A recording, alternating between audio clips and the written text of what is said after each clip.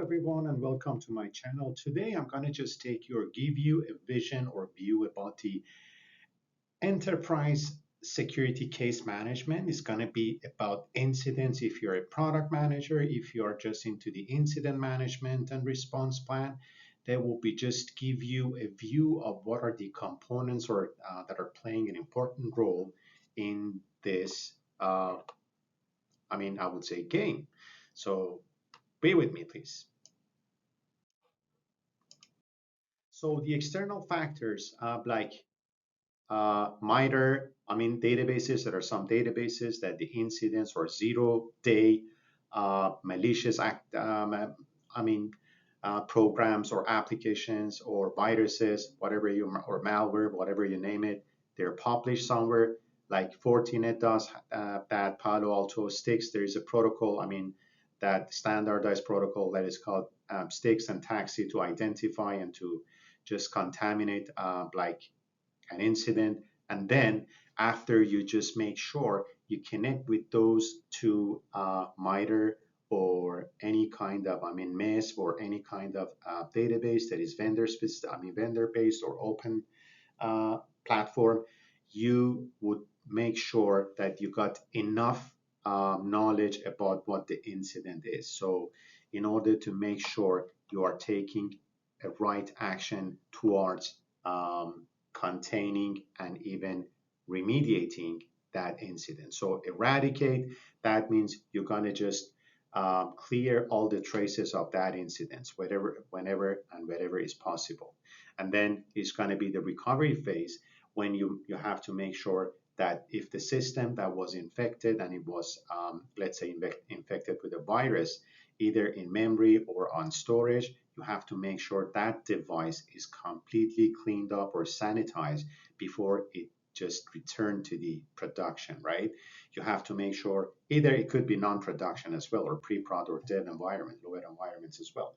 But you have to make sure that this device, it could be, let's say, reinstalling a Linux or Windows operating system and just doing everything, spinning up a new server and making sure that everything is being built from scratch. And then the next one actually is just the processing for remediation. Remediation is the task that you do to make sure that this is not going to be repeated on any other similar environment or operating system or any kind of application that you have in the environment. So if you fixed one problem on one operating system, like a bug or like a virus or whatever, then you have to just work and you have to make sure that it's been isolated and it's been remediated in the entire network or entire um, assets or corporate assets. And then lastly, you would like to just review all the things that you did and just prepare like a report. And the last after this one is going to be lesson learned. That means you have to, again, from the reports, you have to prepare something that this is what we did and this is what we learned from this experience and how we're going to be acting in future in order to be prepared better or prevent such a things to happen in the environment. Of course, there are some incidents that they may involve forensics or further investigations as well in the environment that is going to be reviewed. There's going to be, I'm going to just go through it in a separate video. So the next slide actually is going to be a proactive approach with zero trust architecture in mind. So regarding incident, because we just spoke about the system, the incident management as a system or case management as a system. So the system needs an input, right? So the better the input, the more accurate and the more precise the input is, the more or better output you would just get from that input, right? So the SIEM engine is specifically designed or prepared for for logs that are security oriented, right? So the SIEM engines, they got some abilities to just detect some sort of anomalies, correlate, and take sometimes some actions to block such a bad, like a bad habit, right?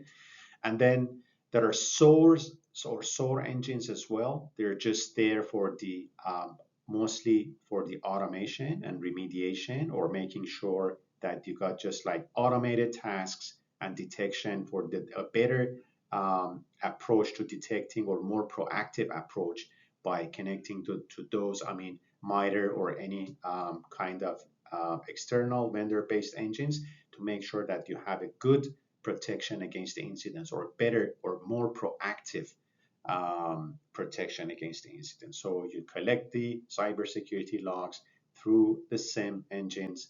The SIEM engines do some sort of analytics or analysis, and then they connect to a SOAR engine for better automation and analysis, and they just provide the incident management team with a better view by connecting to the ITSM engine that you saw in the previous slide, to provide you with the best possible proactive approach. I'll just I would like to take you to the IT forensics and log analysis. So pretty much like SIEM, because SIEM is mostly focused on the security or cyber security, while the log collection or is mainly focused on syslog or every other logs, right? So all the logs. That means for all the logs, you got a different approach. It might be agent based or agentless. It might be SNMP or any other kind of, I mean, log collection communication type, like API, or it could be through the HTTPS or TLS. That these are just collected by the log collectors. Mostly the log collectors are installed closer to the agents, or where the logs are to be collected. Let's say if it's on-prem, you need a log collector on-prem, or you may need multiple log collectors if it's like an extended topology, multiple location. For each location or each environment, you may want to have a log collector, collect all the logs, and collectively send the logs to the portal or the log analytics engine. And finally, the management console would be excuse me, able to see the logs. So these logs are very important for forensics, because if you want to do investigations on the incidents, you need some sort of detailed records of the whatever happened, or whatever event that happened in the environment. And that is not only possible by having security or cybersecurity logs. You need definitely detailed logs or IT forensic logs.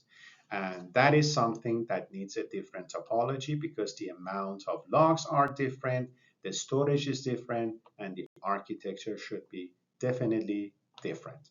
So that takes us to the end of this presentation, and we'll see you. Thank you for just paying attention to this one, and I'll see you in the next videos. Thank you and bye.